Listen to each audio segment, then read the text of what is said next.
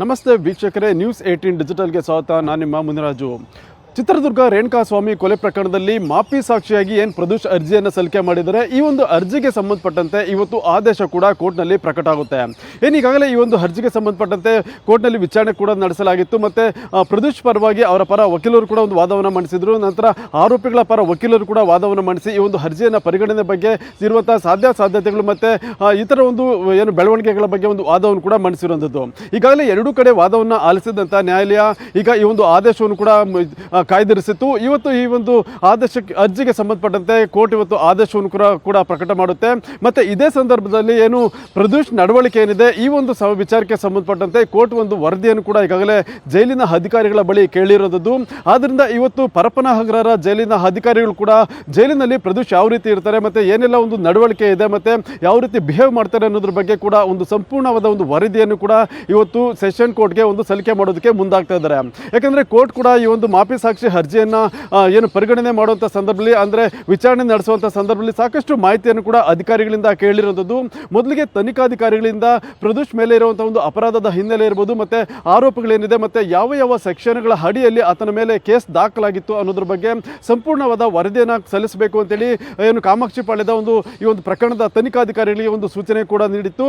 ನಂತರ ಅಲ್ಲಿನ ತನಿಖಾಧಿಕಾರಿಗಳು ಕೂಡ ಪ್ರದೋಷ್ ಮೇಲೆ ಇರುವಂಥ ಒಂದು ಆರೋಪಗಳಿರ್ಬೋದು ಮತ್ತು ಸೆಕ್ಷನ್ಸ್ ಬಗ್ಗೆ ಒಂದು ಸಮಗ್ರ ಒಂದು ವರದಿಯನ್ನು ಕೂಡ ತಯಾರಿ ಮಾಡಿ ಅದನ್ನು ಇತ್ತೀಚೆಗೆ ಏನು ಕಳೆದ ಬಾರಿ ವಿಚಾರಣೆ ಸಂದರ್ಭದಲ್ಲಿ ಕೋರ್ಟ್ಗೂ ಕೂಡ ಸಲ್ಲಿಕೆ ಮಾಡಿದರು.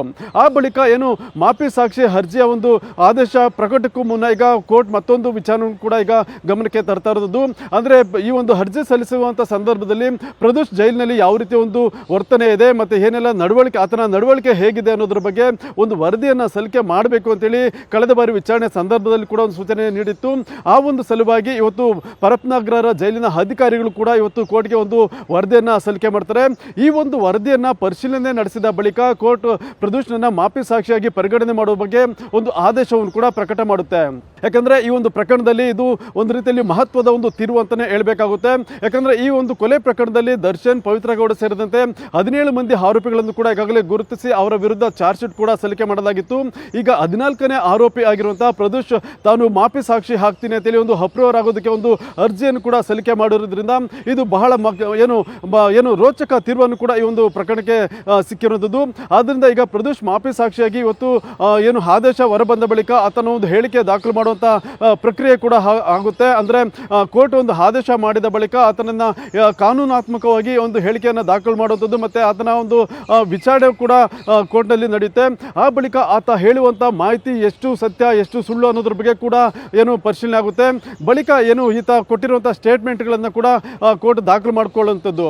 ಈಗಾಗಲೇ ಏನು ಪ್ರದೋಷ್ ಮಾಪಿ ಸಾಕ್ಷಿ ಅರ್ಜಿ ಸಲ್ಲಿಕೆಯಾದ ಬಳಿಕ ಏನು ಈ ಒಂದು ಪ್ರಕರಣದಲ್ಲಿ ಇರುವಂಥ ಇತರ ಆರೋಪಿಗಳು ಕೂಡ ಒಂದು ರೀತಿ ಟೆನ್ಷನ್ ಶುರುವಾಗಿರುವಂಥದ್ದು. ಯಾಕಂದರೆ ತಮ್ಮ ಜೊತೆಯಲ್ಲೇ ಇದ್ದಂಥ ಒಬ್ಬ ಆರೋಪಿ ಈಗ ಅಪ್ರೂವರ್ ಆಗಿ ಒಂದು ಅರ್ಜಿ ಸಲ್ಲಿಕೆ ಮಾಡಿದ್ರಿಂದ ಈ ಇತರ ದರ್ಶನ್ ಸೇರಿದಂತೆ ಇತರ ಎಲ್ಲ ಆರೋಪಿಗಳಿಗೂ ಕೂಡ ಟೆನ್ಷನ್ ಶುರುವಾಗಿದೆ. ಮತ್ತು ಇದು ಈ ಒಂದು ಕೇಸ್ಗೂ ಕೂಡ ಒಂದು ಬಲವಾದ ತಿರುವು ಕೂಡ ಕೊಡ್ತಾ ಇರೋದ್ರಿಂದ ಇದು ಏನು ಪ್ರದೋಷ್ ಮಾಪಿ ಸಾಕ್ಷಿಯ ಒಂದು ಹೇಳಿಕೆಗಳು ಎಷ್ಟು ಇಂಪಾರ್ಟೆಂಟ್ ಆಗುತ್ತೆ ಅನ್ನೋದು ಕೂಡ ಮುಂದಿನ ವಿಚಾರಣೆ ಸಂದರ್ಭದಲ್ಲಿ ಗೊತ್ತಾಗುತ್ತೆ. ಸದ್ಯ ಈಗಾಗಲೇ ಏನು ಪ್ರದೋಷ್ ಈಗ ಒಂದು ಅರ್ಜಿ ಸಲ್ಲಿಕೆ ಮಾಡಿದರೆ ಮತ್ತು ಅದಕ್ಕೆ ಸಂಬಂಧಪಟ್ಟಂತೆ ಇವತ್ತು ಆದೇಶ ಕೂಡ ಪ್ರಕಟ ಆಗುತ್ತೆ. ಮತ್ತು ಇದೇ ವೇಳೆ ಮತ್ತೊಬ್ಬ ಆರೋಪಿ ಆಗಿರುವಂಥ ವಿನಯ್ ಕೂಡ ಈಗ ಮಾಪಿ ಸಾಕ್ಷಿ ಆಗೋದಕ್ಕೆ ಒಂದು ಮುಂದಾಗಿ ಒಂದು ಅರ್ಜಿಯನ್ನು ಕೂಡ ಸಲ್ಲಿಕೆ ಮಾಡೋದಕ್ಕೆ ಈಗ ಮುಂದಾಗಿದ್ದಾರೆ. ಅವರ ಪರ ವಕೀಲರು ಕೂಡ ಕಳೆದ ಬಾರಿ ಒಂದು ಸಮಯಾವಕಾಶವನ್ನು ಕೇಳಿ ಒಂದು ಮನವಿ ಕೂಡ ಮಾಡಿಕೊಂಡಿದ್ರು. ಬಹುಶಃ ಇವತ್ತು ಆ ಒಂದು ಅರ್ಜಿಗೂ ಸಂಬಂಧಪಟ್ಟಂತೆ ವಿಚಾರಣೆ ನಡೆಯುವಂಥ ಸಾಧ್ಯತೆಗಳು ಕೂಡ ಇರೋದ್ರಿಂದ ಈ ಒಂದು ಪ್ರಕರಣಕ್ಕೆ ಸಂಬಂಧಪಟ್ಟಂತೆ ಒಂದು ರೋಚಕ ತಿರುವು ಕೂಡ ಇವತ್ತು ಸಿಗುವಂಥ ಸಾಧ್ಯತೆಗಳು ಕೂಡ ಹೆಚ್ಚಾಗಿರುವಂಥದ್ದು. ಇದು ಇವತ್ತಿನ ವಿಶೇಷ. ಮುಂದೆ ಇದೇ ರೀತಿಯ ಸುದ್ದಿಗೋಸ್ಕರ ನೋಡ್ತಾ ಇರಿ ನ್ಯೂಸ್ 18 ಡಿಜಿಟಲ್ ಕನ್ನಡ. ನಿರ್ಭೀತ, ನಿಷ್ಪಕ್ಷಪಾತ, ವಿಶ್ವಾಸಾರ್ಹ ಸುದ್ದಿಗಳಿಗೆ ಹೆಸರಾಗಿರುವ ನ್ಯೂಸ್ 18 ಕನ್ನಡ ಈಗ ಆಪ್ನಲ್ಲೂ ಲಭ್ಯವಿದೆ. ದಯವಿಟ್ಟು ಇಲ್ಲಿರುವ QR ಕೋಡ್ನ ಸ್ಕ್ಯಾನ್ ಮಾಡಿಕೊಂಡು ಆಪ್ ಡೌನ್ಲೋಡ್ ಮಾಡೋದಕ್ಕೆ ಮರಿಬೇಡಿ. ನಿಮ್ಮ ಬೆಂಬಲ ಹೀಗೆ ಸದಾ ನಮ್ಮೊಂದಿಗಿರಲಿ. ಧನ್ಯವಾದ.